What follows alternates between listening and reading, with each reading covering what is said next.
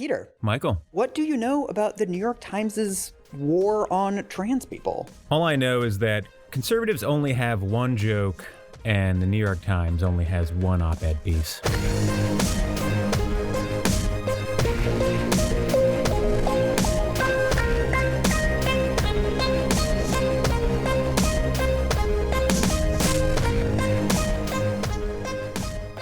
So, Peter, how much do you know about the quote-unquote debate over whether too many kids are transitioning too fast? I think not as much as I would have liked to. The more prominent this has gotten in our culture war debates, the more behind I feel on the substantive content. This is sort of the inspiration for this episode, too, that I feel like there's a huge number of people in your position who are like generally like nice and smart liberals, but who don't really know very much about this issue or who haven't really thought that like this is my issue to follow very closely.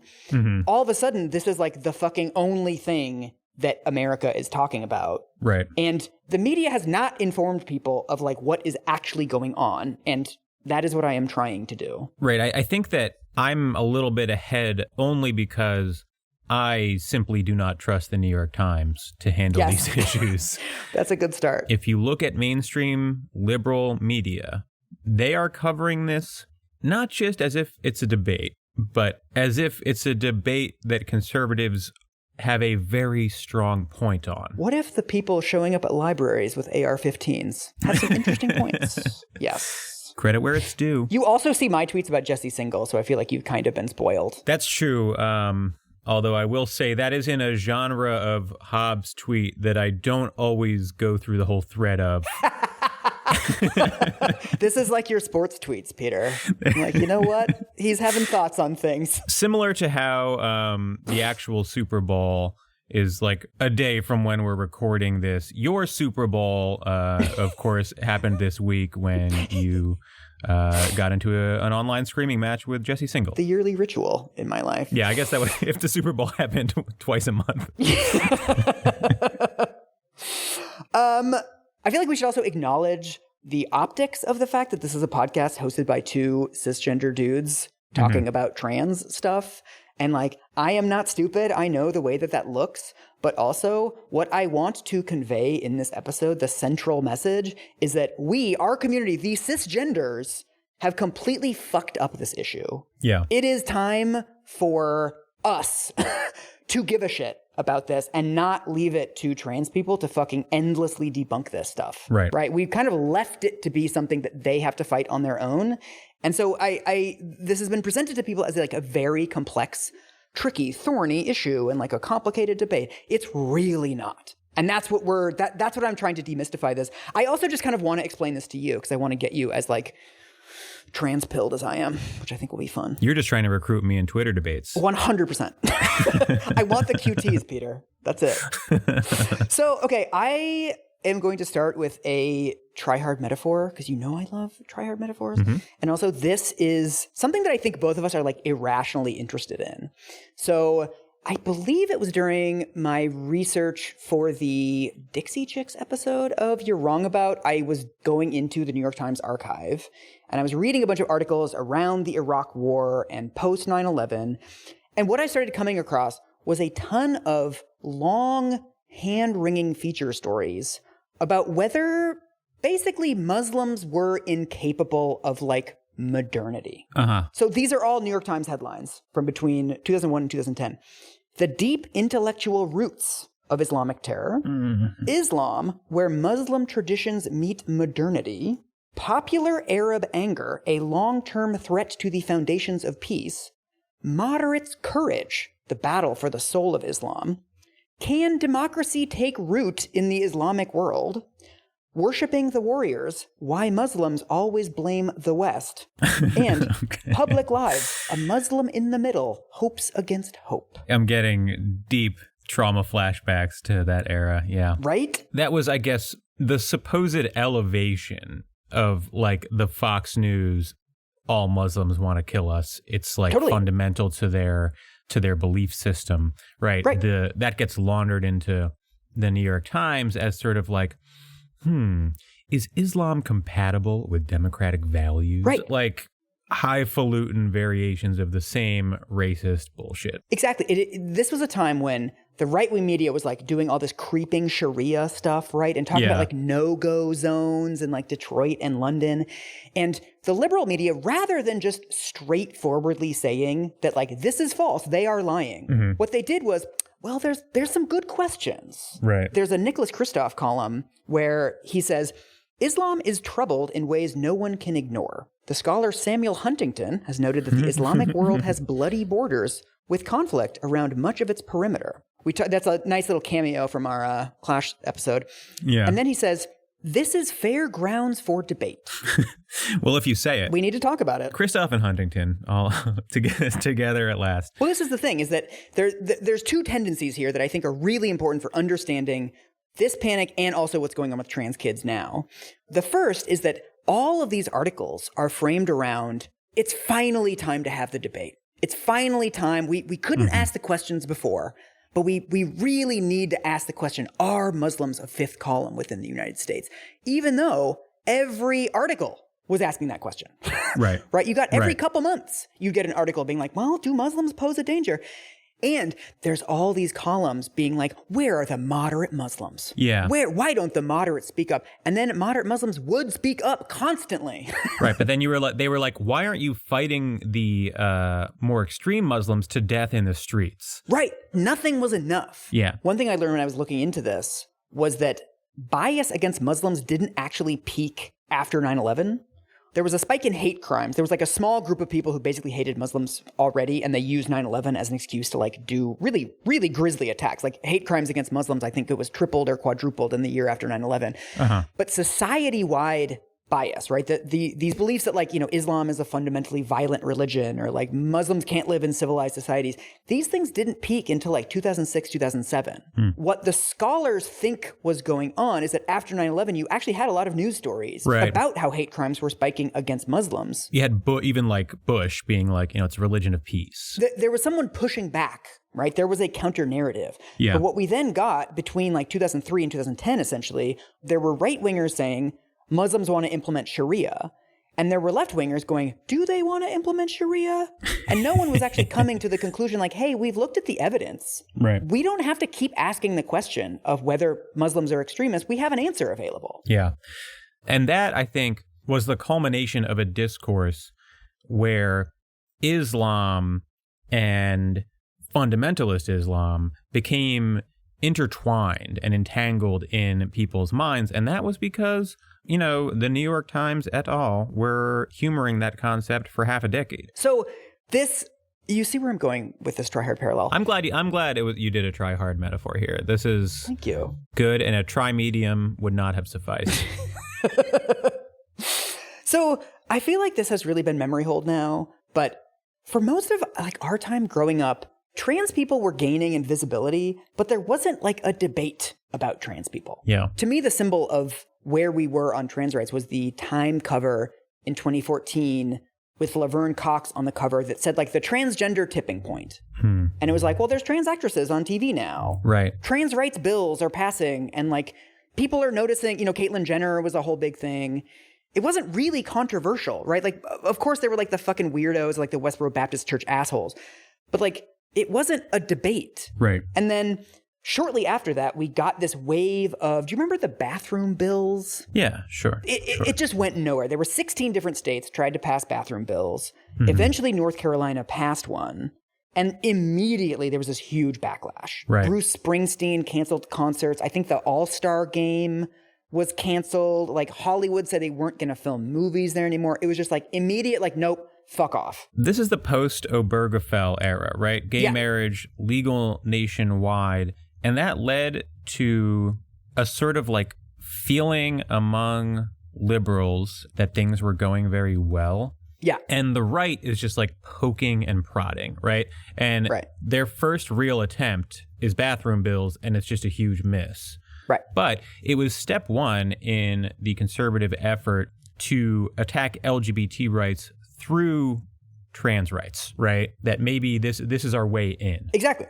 And I don't want to sound conspiratorial, but you can see the sort of gears turning in the background to like guys, we got to rebrand this. Right. They were like, this is a dead end for us.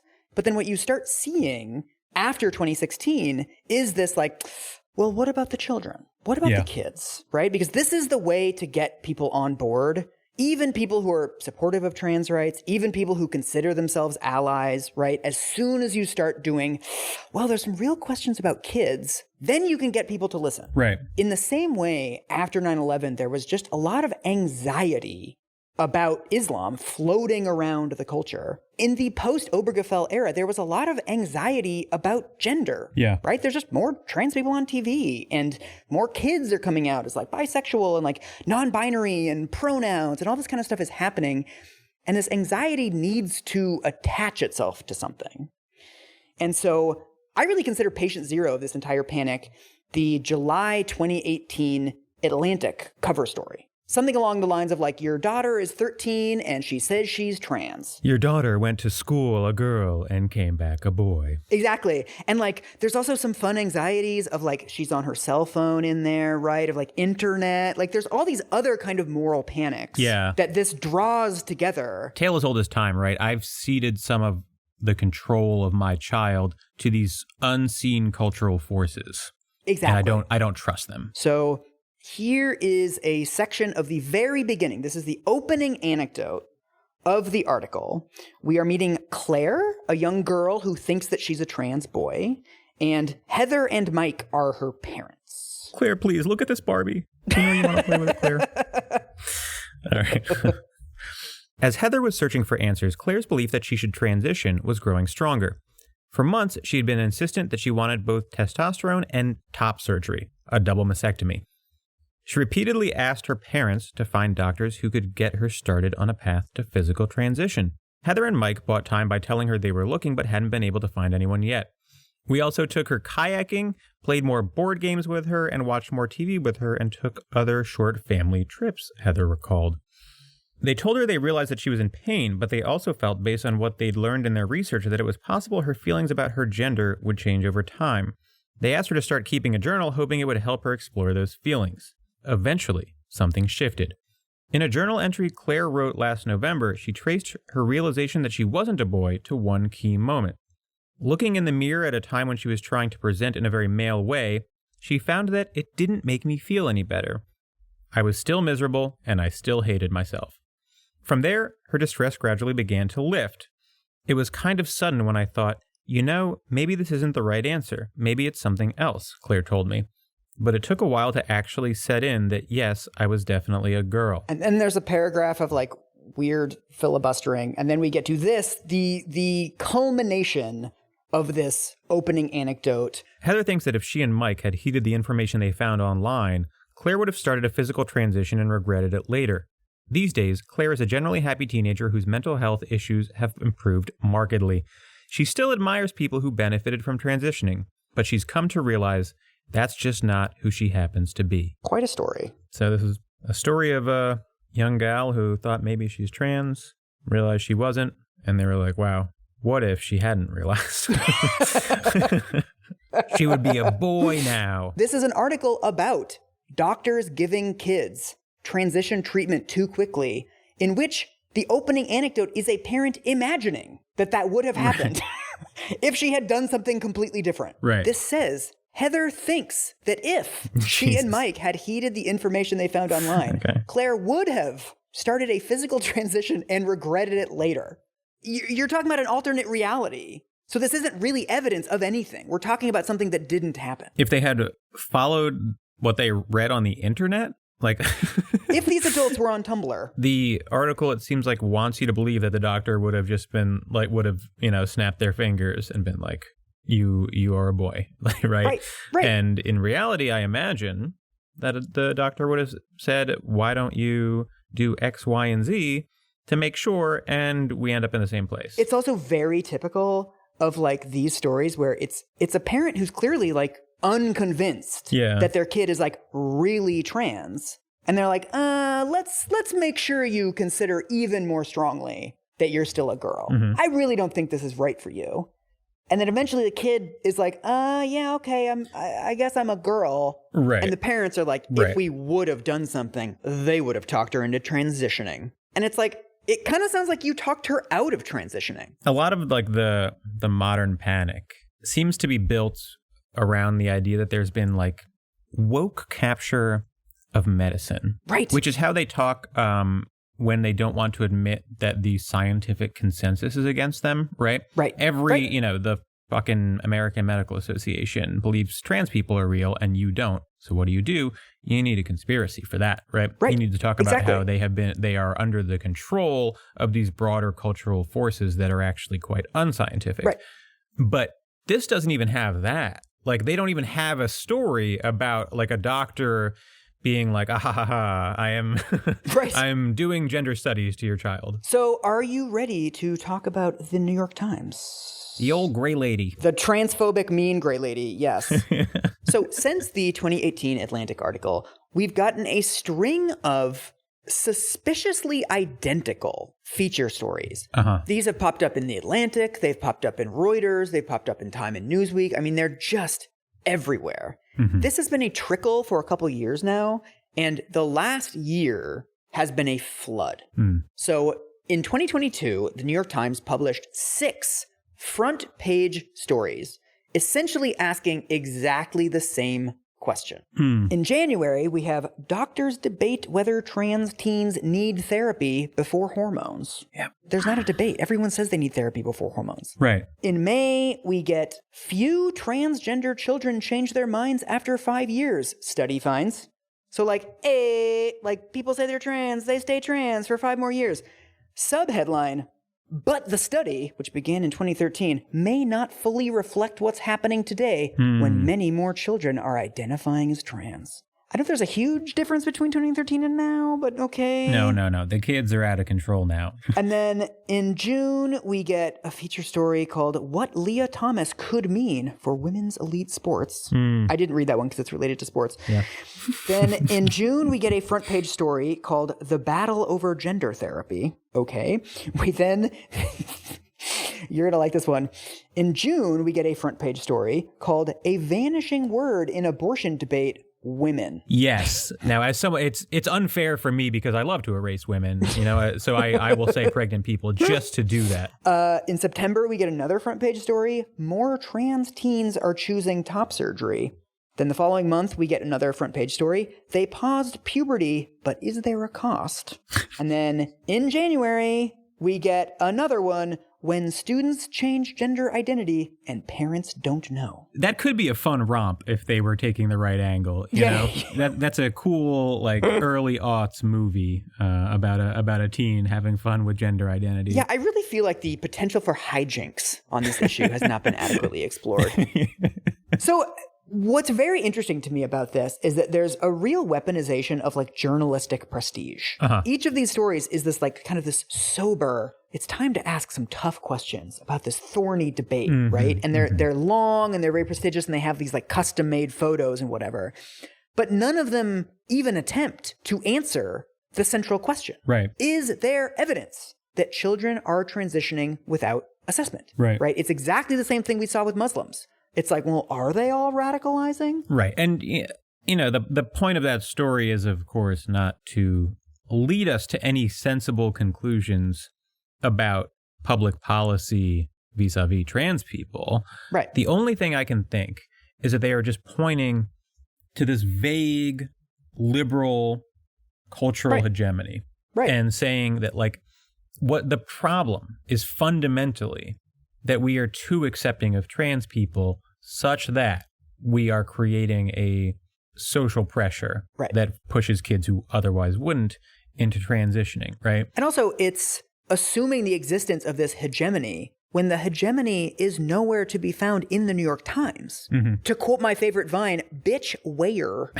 Like, there's no opinion columnists who are trans. There are no large, prominent features being like, hey, trans people are really under attack right now. Right. And like, it's really hard to be a trans kid. Like, people are leaving states because their care is now being classified as child abuse. It feels like what they mean is like Netflix or something, right? Like there's some, like that's what they mean when they talk about like woke institutional capture. The only thing that they can sort of point towards is like Hollywood and media, like entertainment media, that is really the only space where there's like open acceptance towards like gay and trans people, right? I wouldn't even say open acceptance, but like much more than there is in the rest of the culture. Right. It's such a weird angle because I do think that is their real concern, and yet is a complete abstraction. And that makes the conversation impossible to have. So I want to talk about a couple of the tendencies of these articles. We're not going to go through every single one individually because they're all basically identical and they're all doing like the same few things. So the first tendency that I want to talk about is that they never include examples of their central premise. Yeah. I have read all of these feature articles. I have read all of the panicked stuff about like too many kids transitioning too fast. None of these stories include kids who transition too fast. Right. In the original Atlantic article from 2018, it says, Carrie Stella is the author of a blog called Guide on Raging Stars. Stella, now 24, listen closely, socially transitioned at 15, started hormones at 17, got a double mastectomy at 20, and detransitioned at 22. If that length of time between the ages of 15 and 20 is not long enough such that like there should be, for example, government intervention preventing it from happening, then you're just saying that transitioning is illegal. The next example is from More Trans Teens Are Choosing Top Surgery. This article that pretends to be kind of a sober overview of just the rise in the number of mastectomies among minors over the last couple of years.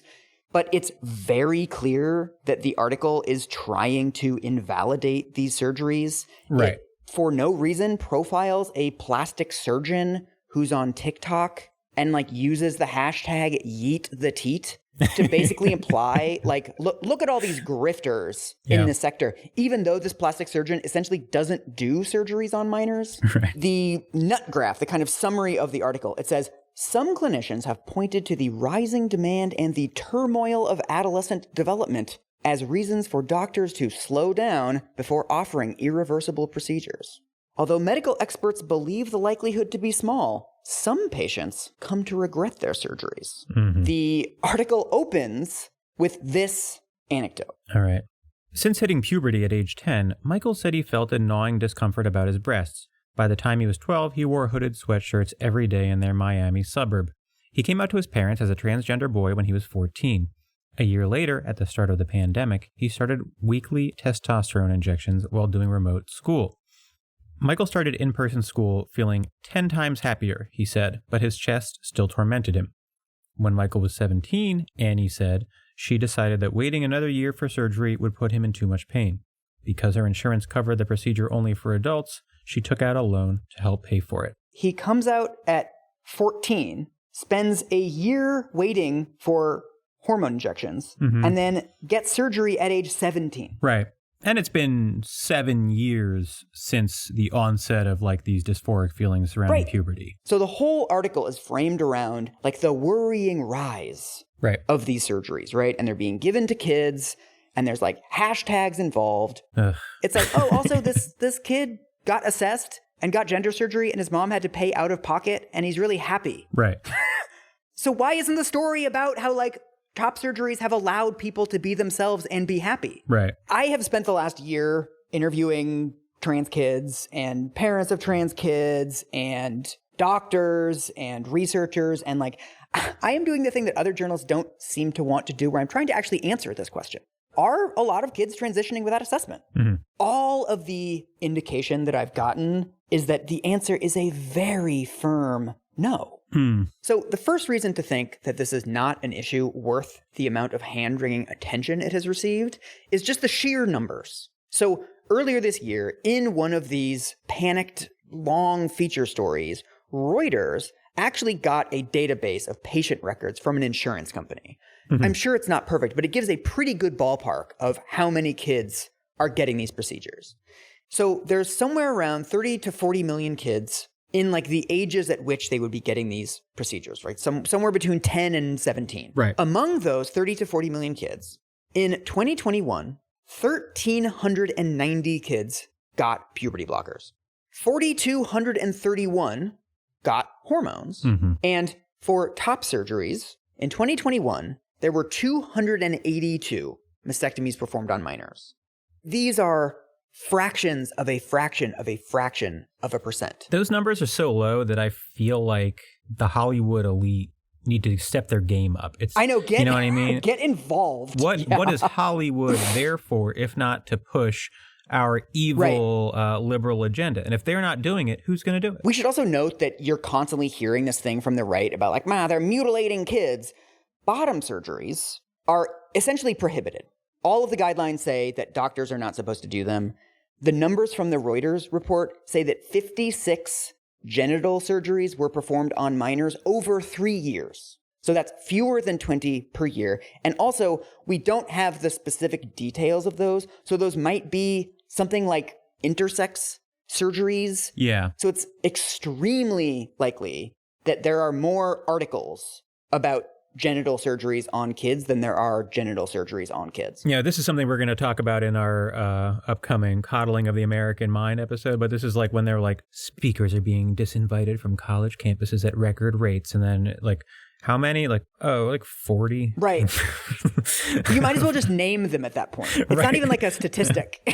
Just give me the list. List them out, tell me the circumstances, and I will draw my own conclusions. And then the second reason to believe that this whole thing is a moral panic is all of the various barriers there are to care. So first of all, they have to have affirming parents, right? Kids cannot get procedures under 18 without the consent of their parents. Mm-hmm. Then they have to go to the doctor. They have to actually get an appointment with a primary care provider, which means that they have to be like linked up to the health insurance system, which we know in America lots of people aren't.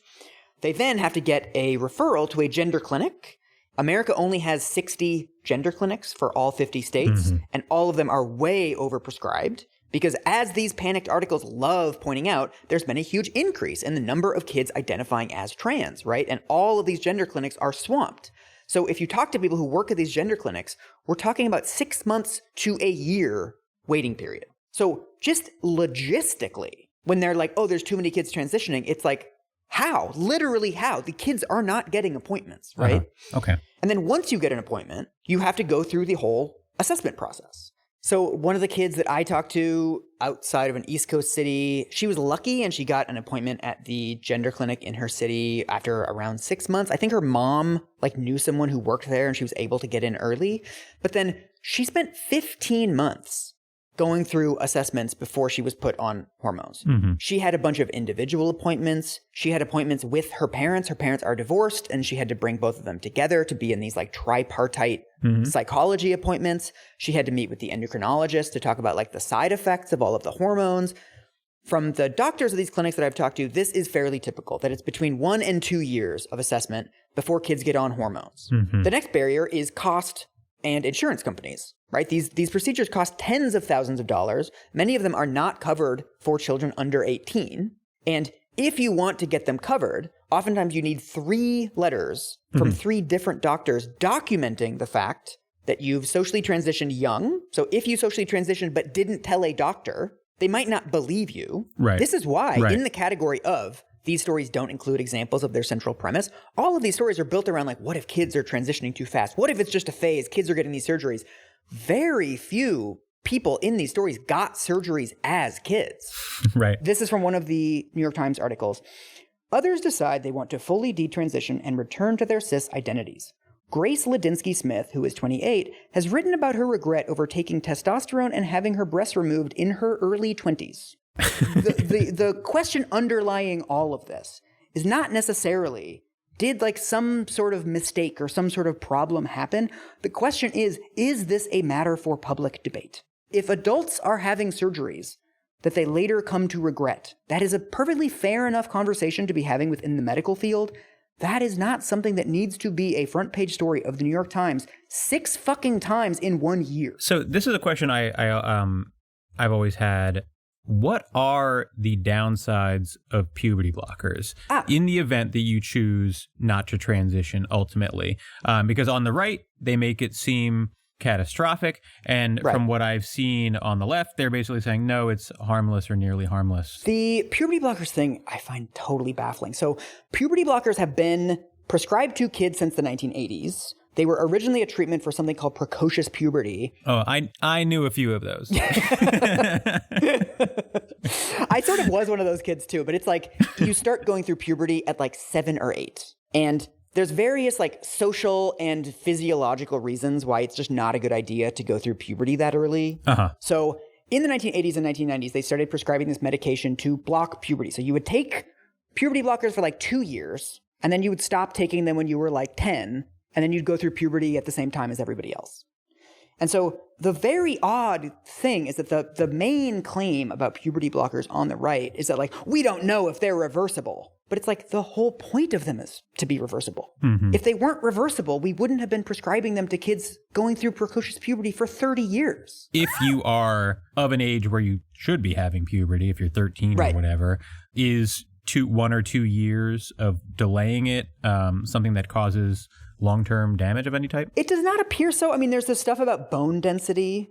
Apparently, when you go through puberty, your bone density increases really significantly. So there's some evidence that when you block puberty, your bones kind of stay the same levels of density that they were before. But it's not really clear sort of what that means in a practical sense, because typically when cisgender kids go on puberty blockers, they just also take a calcium supplement. The effects of that typically would only show up once you're like in your 50s, right? All of our bones lose density as we get older. That's why like old people fall down and they break a hip, and young people fall down and they don't.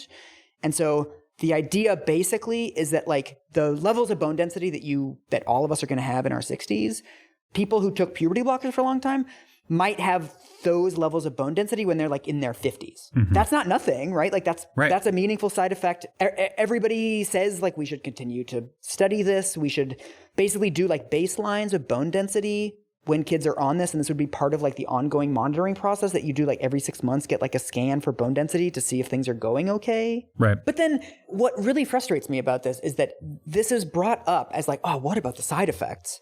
As if this is the only medication prescribed to children that has side effects. There are bone density downsides of taking birth control. There are acne medications that reduce bone density. There are antidepressants and ADHD medications for kids that have like pretty severe and pretty immediate side effects. What we do in every single one of these cases, we tell the parents what to expect, we tell the kids what to expect, and we let them make the trade-off. The idea of like, I'm experiencing this like debilitating gender dysphoria, and I'm depressed and my body is changing in ways that cause me huge discomfort. And to alleviate that, what it costs me is my bones might be brittle 10 years earlier than they would be.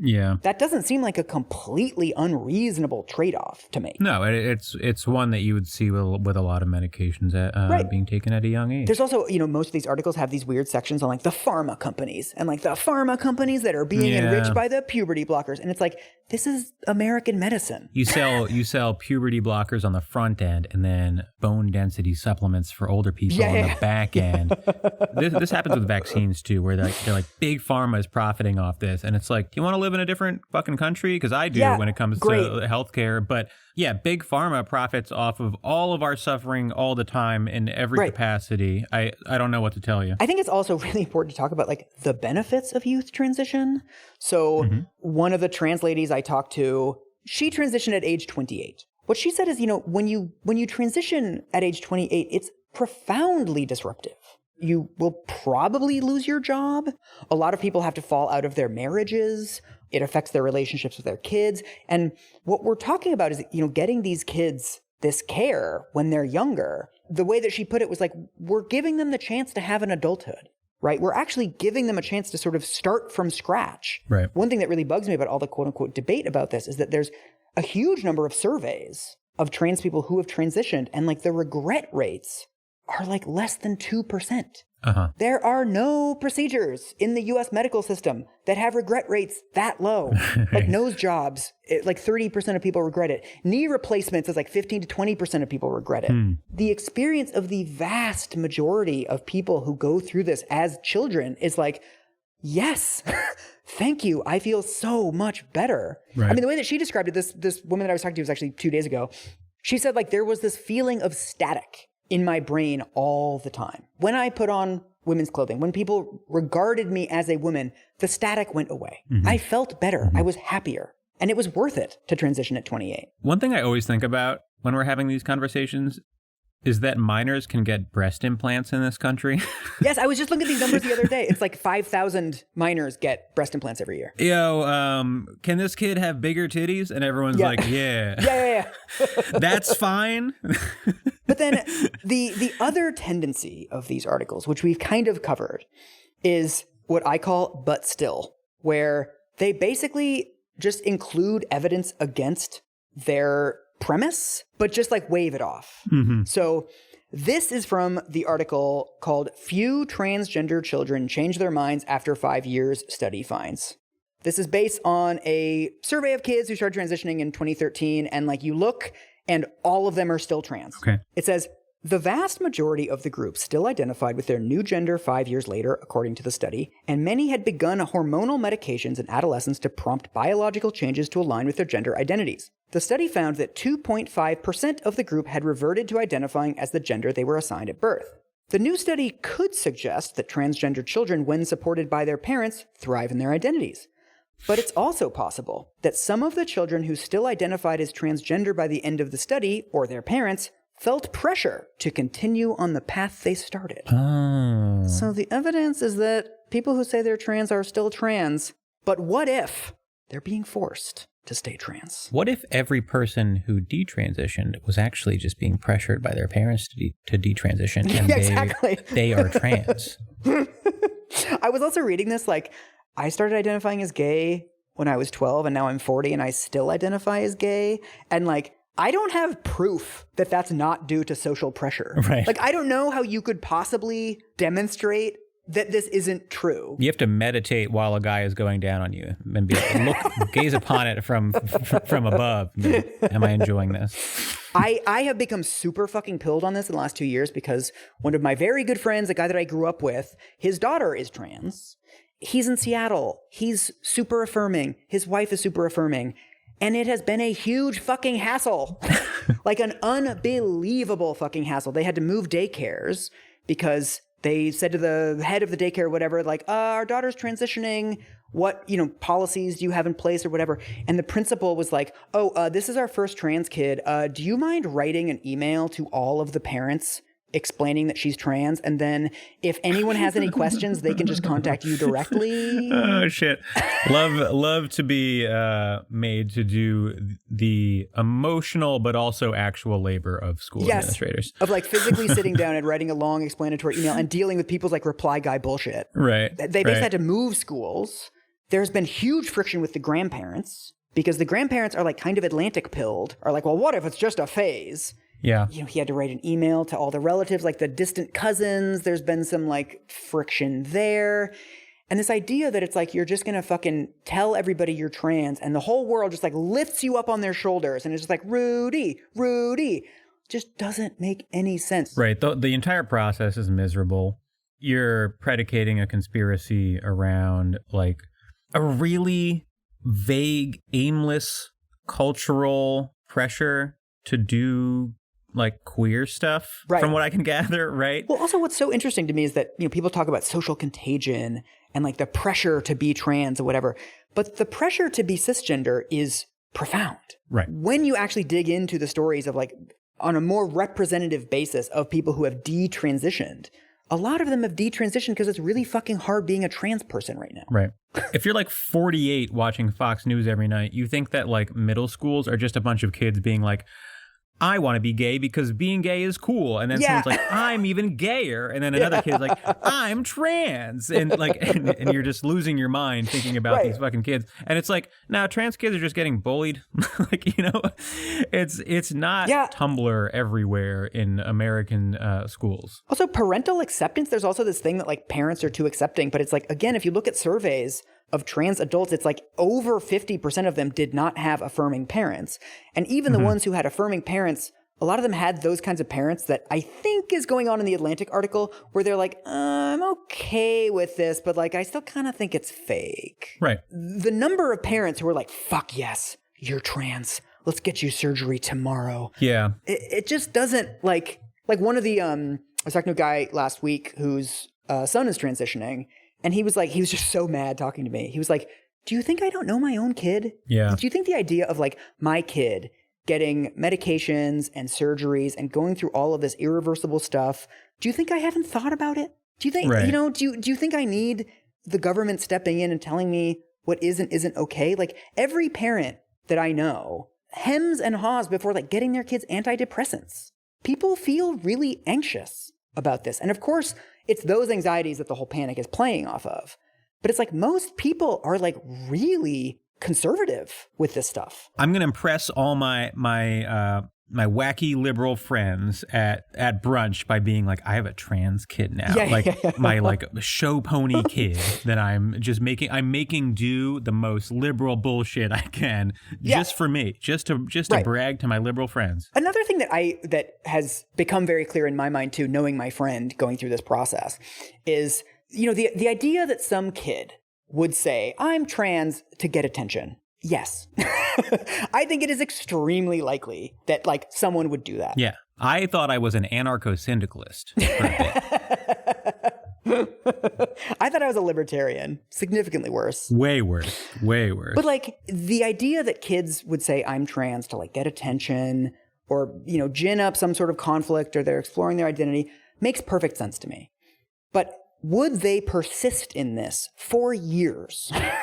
Going to medical treatments, right? Their parents scheduling them things, going to therapy, and whatever initial burst of attention that you get by being like, Daddy, I'm trans, that wears off pretty quick, right? At a certain point, it's just like my normal daughter. Right. All of this, like, what if it's a phase stuff, is an argument to make social transition as easy as possible, right? The best way for your kid to figure out if they're quote unquote really trans is for them to live as a boy or a girl for a while to the point where it becomes normal and they see if it really does feel better. And so my friend has, of course, told his daughter, like, if in a couple years you decide that you want to be a boy, we love you no matter what. If you're non-binary, we love you no matter what. Yeah. There's no excuse not to do exactly that, right? And this to me, it reveals the fundamental bad faith of this entire panic. Because if what we're worried about is kids transitioning without knowing if they're really trans, we should want to make this stage of the process as easy as possible. And that's not what we're seeing, right? We're seeing huge pushback to schools. We're seeing huge pushback to like any gender nonconformity and like the materials or the books that kids are reading in school. Well, I think that what the right is trying to do is make this basic argument that transness is a manifestation of something else, right? Yes. The issue is something else, some sort of general mental illness that that the woke American Medical Association is not letting us figure out. And this argument turns me into the fucking Joker, because if you go back and read the arguments against gay marriage and against gay rights, it was word for word the same thing, right? There's no such thing as gay people. What we're talking about is people with fetishes, right? These are sex freaks. These are drug addicts. These are people who are so depressed and suicidal that they think that they are gay, right? They've convinced themselves that their relationship to a man is like a marriage, but actually it's basically just like joint delusion, right? This is what they said about gay people. There's no such thing as gay people. Therefore, we don't need to give them rights. And also, gayness is inherently depressing, right? So they used to point to higher rates of depression and suicide among gay men to say like, well, why would we grant these people rights? They're not even happy with the lifestyles. And we're seeing the same fucking thing now. It's like, well, why would we give them the surgeries? Look how depressed they are. It's like, well, they need the surgeries because they're depressed. The surgeries are a treatment for the depression. Conservatives like switch back and forth between parental rights framings whenever it's convenient, right? Like they'll be talking about parental rights when it's them preventing their kid who wants to socially transition from doing so. Right. But when it's like a more accepting parent being like, yeah, I think my kid's trans, they're like, oh, do you liberal freak? And also what's amazing to me is this thing where you use evidence against your thesis as evidence for your thesis. So one of the talking points that comes up in right-wing messaging on this is that like 9 out of 10 kids who socially transition go on to puberty blockers. And 9 out of 10 kids who go on puberty blockers go on to hormones.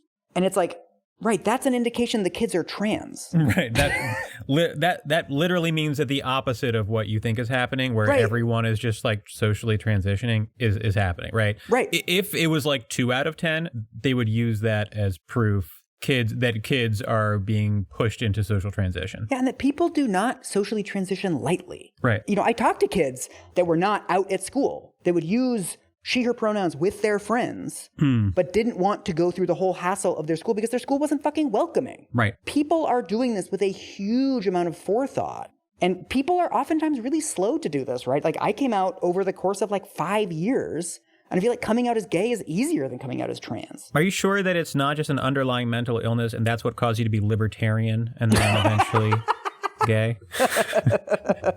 That 9 out of 10 stat is one of the most compelling things that you've said so far. It seems like irrefutable proof that kids are not being overly aggressive in socially transitioning and then receiving puberty blockers. It is almost like definitive proof. I don't know how else to view it. And not surprising that the right sees that and tries to spin it the other way.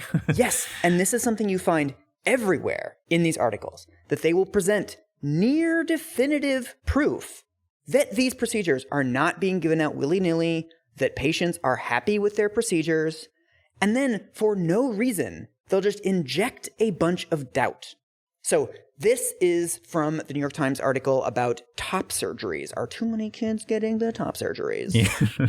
So it says, in 2018, doctors at the Pediatric Gender Clinic at Children's Hospital Los Angeles published a study of 136 transgender patients between 13 and 25, half of whom had undergone top surgery. Only one patient expressed occasional feelings of regret when imagining wanting to breastfeed a future child.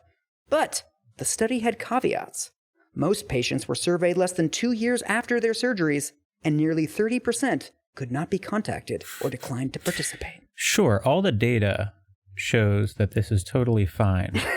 But what if there were other data? What our study presupposes... It's weird because I guess there's a built-in defense here, which is like, yeah, we're just talking about the limits of the data. Right. But if like the broader framing is like, ooh, who knows about this stuff, right? This is a little bit iffy.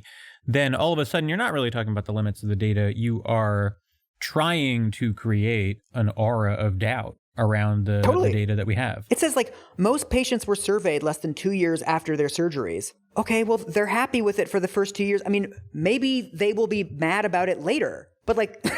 The data that we have is that 67 out of 68 liked it. Right. I mean, I guess the data can only get worse, right? Because because literally everyone is fine with it. Also, keep in mind the way that they framed that long-term study that found 94% of kids who were trans are still trans, right? They said, it started so long ago, we couldn't possibly use it to say anything about today. But here, they have a shorter-term study where people got surgeries and are happy with their surgeries, and they're saying, it's not long enough to really make any conclusions, right? They basically want a long-term study that begins the same year that it is published. They need the kids to be traveling near the speed of light. And then it says nearly 30% could not be contacted or declined to participate.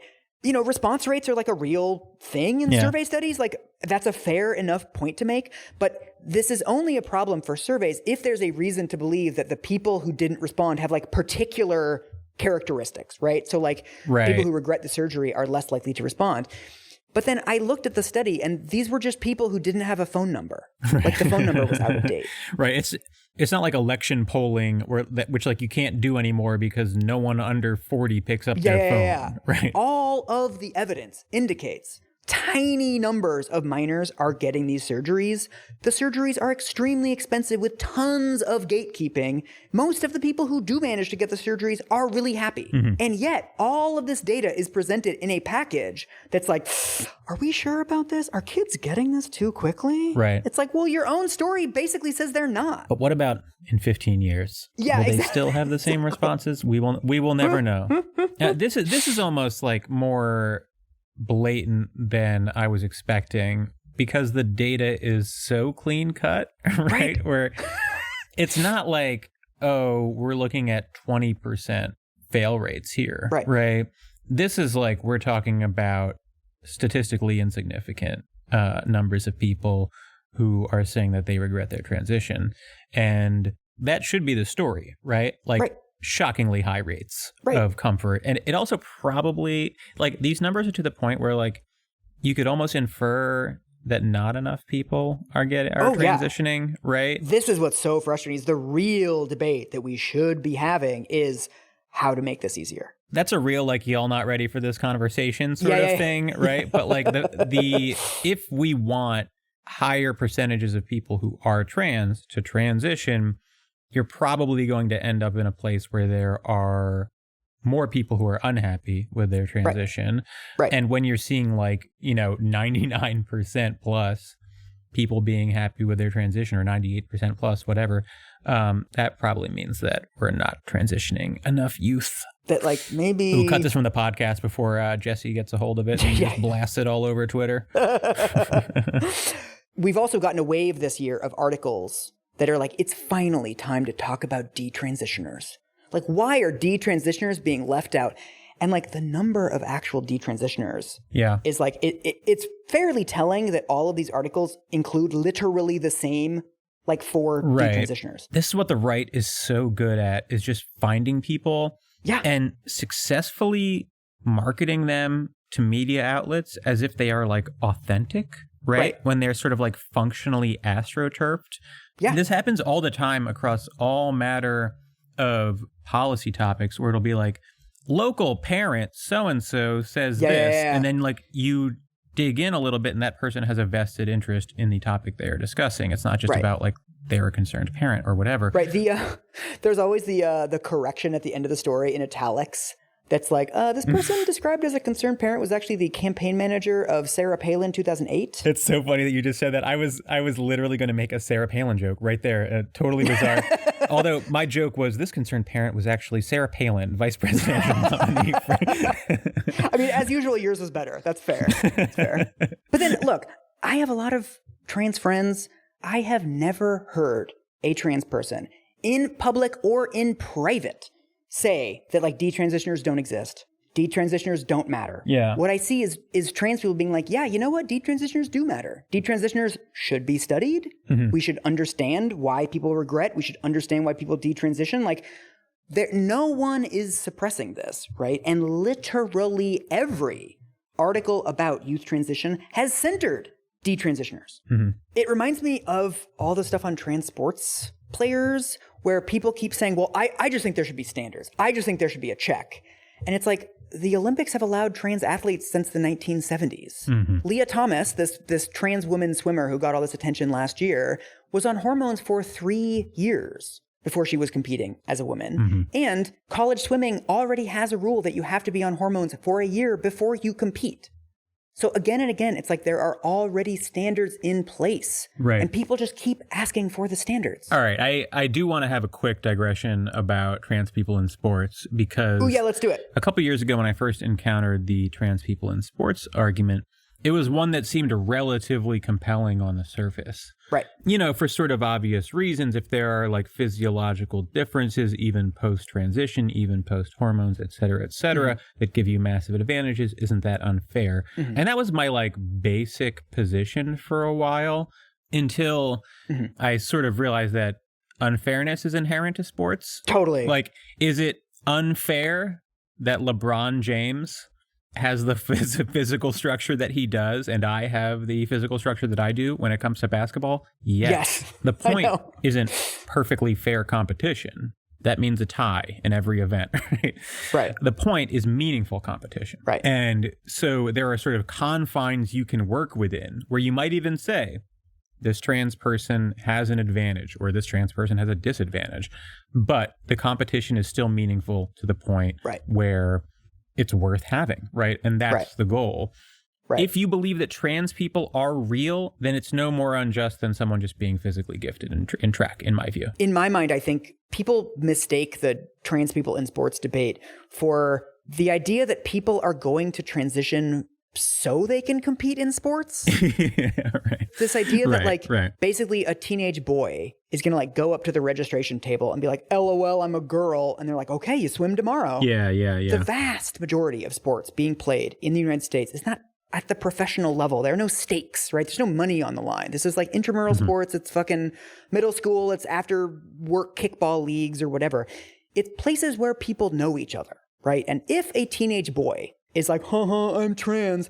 First of all, that doesn't really sound like the behavior of a teenage boy to me, because it's not like people, women's sports is not something that is like considered very prestigious in our society. It does sound like the behavior of a conservative troll who's trying to delegitimize trans people. But yeah. If someone was doing that and wasn't, quote unquote, really trans, people would know, right? Their friends, parents. It's the kind of thing that it's like, it's so easy to deal with on a case-by-case basis. Yeah. All of these nightmare scenarios depend on people being so kind of like bewitched by their liberalism that they just turn off all of their critical faculties. Mm-hmm. As soon as someone, someone murders somebody else and they're like, I'm a woman. And then it's like, well, I guess I just have to put him in the woman's prison. I have no choice. It's like, that just isn't how people behave. Right. It's hard to imagine what the New York Times even thinks it's achieving here. Right. Other than maybe getting like the general sense that this is contrarian amongst portions of its audience, and then therefore like deducing that they're doing good, right? Like, I don't quite get where the Times is coming from here. It feels, I mean, again, maybe I'm just giving them too much credit and they're just anti-trans bigots, and that's the end of it. This gets us to the final tendency that I want to talk about. What I think is really interesting and really telling is how all of these articles are framed around the concerns of parents. Yeah. A lot of these articles start out by interviewing parents and begin very explicitly with like, what would you do if your kid said she's trans, right? Not, what if you had been a trans kid and had been prevented from transitioning? Right. So I'm sending you the first couple paragraphs of the most recent feature story about this. We're going to do these anecdote things, and then we're going to do the nut graph. All right. Jessica Bradshaw found out that her 15-year-old identified as transgender at school after she glimpsed a homework assignment with an unfamiliar name scrawled at the top. When she asked about the name, the teenager acknowledged that at his request, teachers and administrators at his high school in Southern California had for 6 months been letting him use the boys' bathroom and calling him by male pronouns. Mrs. Bradshaw was confused. Didn't the school need her permission, or at least need to tell her? It did not, a counselor later explained, because they knew that she might go to the New York Times. Okay, and be real fucking weird about it. It did not, a counselor later explained, because the student did not want his parents to know. District and state policies instructed the school to respect his wishes. There was never any word from anyone to let us know that on paper and in the classroom, our daughter was our son, Mrs. Bradshaw said. All right, here's the nut graph. This is a couple paragraphs later, but this is like the main gist of the story. Dozens of parents whose children have socially transitioned at school told the Times they felt villainized by educators who seemed to think that they, not the parents, knew what was best for their children. They insisted that educators should not intervene without notifying parents unless there is evidence of physical abuse at home. Although, okay, I'm getting pretty mad. Although some didn't want their children to transition at all, others said they were open to it, but felt schools forced the process to move too quickly, and that they couldn't raise concerns without being cut out completely or having their home labeled unsafe. So these are the people we're being asked to like have sympathy with. All right, I want to break this into its component parts. Mm-hmm. First, they're saying that, the educators are claiming that they know what's best, but no, the educators are deferring to the children. To the children, doing what the children want, yeah. Insisted that educators should not intervene absent evidence of physical abuse at home, which seems like a concession that there is other types of abuse. Like I would, yeah. Like you should only be intervening if it's physical abuse. Right. They are saying like educators are intervening. Right. Educators are respecting the request of the child. It's not an intervention per se, right? Right. But also, when you notify parents, it creates a risk of abuse, even if you're uncertain. So very bizarre and just self-serving nonsense. Like only if we're beating our child should educators intervene, whatever. It also has this little aside. Although some didn't want their children to transition at all. Yeah, what percentage is that? That seems... Yeah. You can debate whether or not that in and of itself constitutes abuse, but it's like the fact that teachers are looking at this and are just like, oh yeah, I'm just going to use the pronouns that this kid wants.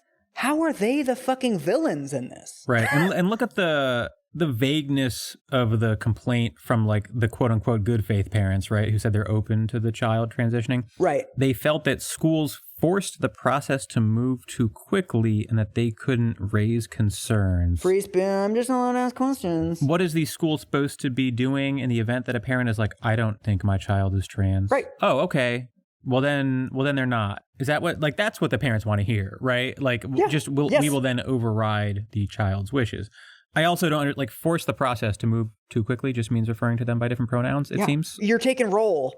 And you're like, okay, Jessica. And it's like, oh, I go by Tom now. Okay, Tom. Right. What are they supposed to embarrass the fucking kid in front of all of their classmates? Right. No. What does your birth certificate say? The school is playing a very passive role. What the parents seem to be requesting is that the school be more active and engage in like a dialogue with the parents where they reach a consensus of some kind. Right.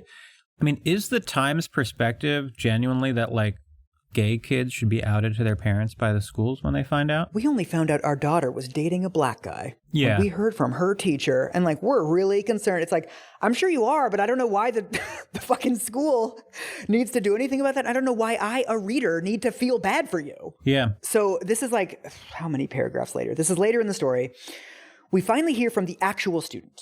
So it says, the student, now 16, told the New York Times that his school had provided him with a space to be himself that he otherwise lacked.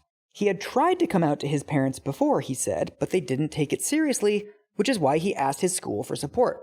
I wish schools didn't have to hide it from parents or do it without parental permission, but it can be important, he said. Schools are just trying to do what's best to keep students safe and comfortable. When you're trans, you feel like you're in danger all the time. Even though my parents were accepting, I was still scared. And that's why the school didn't tell them. Okay. So the story has changed, hasn't it?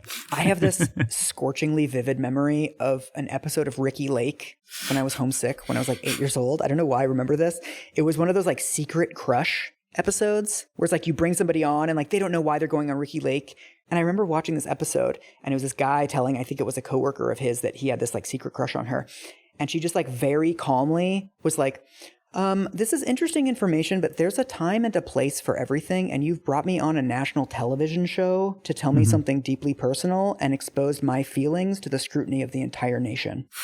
And you could like feel the entire room deflate. I'm surprised that they didn't just flash like the boo sign at the audience. Like But it was like this very rare moment of clarity of just like, this is inappropriate. I shouldn't be here. You shouldn't be watching this. Ricki Lake's like entire career flashing before her dead eyes. Just And I feel like that is what this quote is doing. Yeah. Yeah, it's a really fraught time to be trans, and I didn't feel safe. And I wanted to tell someone and try to explore that in a safe environment. Yeah. Right? Could anyone fucking disagree with this other than straight up bigotry? What is the reason to disagree with this child? The parents must know so that they can interfere. What the fuck? That really is it at the end of the day, right? It's just like, I want to know so that I can put a stop to this. That's all there is to it. That's the only reason to do this. You wouldn't go to the New York Times if you're in this situation, but I could see finding out that my kid had been identifying as the other gender for 6 months and feeling like out of the loop on my own child. Yeah. And that could be like upsetting, but I wouldn't be like, the school should have told me. Right? I think my parents were probably fairly hurt that I told friends of mine like 2 years before I told them or something. But they weren't like, yo, fuck your friends. Your friend should have fucking told me. Yeah. They're like, oh my God, I'm sorry we didn't make you feel safe enough to come out to us. Yeah. But that's clearly not what the parents are doing. Instead, the parents are like, I'm going to call the New York Times about this shit. Let me tell a reporter. Wait until the New York Times hears about this. But then what's really worrying and very consistent in these stories is laundering these like fairly straightforward transphobic concerns. Yeah. This is in one of the other articles. It says, in other families, a teenager's decision to come out was the source of prolonged conflict. F, now 18 and living in Maryland, started identifying as a trans boy and binding his breasts in 7th grade. His mother told me that when she found out, she told F she didn't believe anyone was born in the wrong body. Later, she went to a protest at a gender clinic in Washington, D.C., which upset her son. Huh. So she's at like a fucking anti-trans rally? So her own child being trans made her more anti-trans, and she was like, I'm going to go protest now. Right. Jesus. Again, this is being written from the perspective of the parent. Right. Right. Ooh, it was a source of conflict. It's like, I told my mom I was trans, and now she's in like weird fucking Facebook groups and like holding a protest sign outside of a gender clinic. To describe the transness as the source of conflict there really gives away the game. The same article also, like, it's very clear that a lot of these reporters are working with anti-trans advocacy groups. Like, they're pushing for laws to make it more difficult to get gender-affirming care. Right. The one about the kid at school includes all this stuff, but like, we're liberals, but we felt we had no choice but to join up with conservatives. And it's like, you're joining a fucking hate movement. Right. I don't care what your excuse for that is. I hate my child for their identity. Right. Why isn't anyone listening to me? Right. I don't know. Maybe the cynical view here is right. And that this journalism is like somewhat explicitly designed to push the debate in this direction, rather than any sort of good faith but misguided exploration of the issues.